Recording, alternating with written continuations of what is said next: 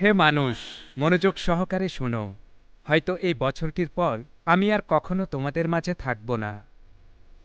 যিনি পরম করুণাময়, যিনি পরম কল্যাণময়, সেই আল্লাহর নামে শুরু করছি।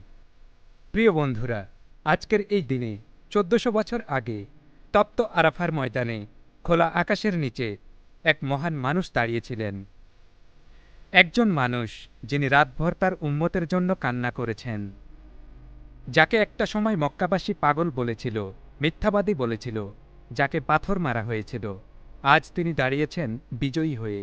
না তলোয়ার নিয়ে নয়, বরং করুণা নিয়ে। তিনি ছিলেন নবী মুহাম্মদ সাল্লাল্লাহু আলাইহি ওয়াসাল্লাম।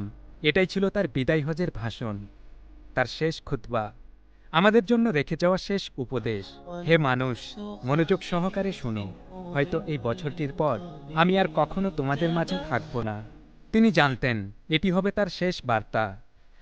তাই তিনি বললেন হৃদয়ের গভীর থেকে, চোখ ভরা অশ্রুতে, তোমাদের এই মাস, এই দিন, এই শহর যেভাবে পবিত্র, তেমনি তোমাদের রক্ত, সম্পদ ও সম্মানও একে অপরের জন্য পবিত্র।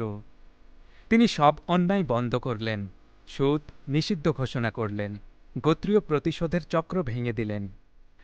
জাহিলিয়াতের যুগের সমস্ত রক্তপাত আমি মাফ করে দিলাম, সুদের সব লেনদেন বাতিল।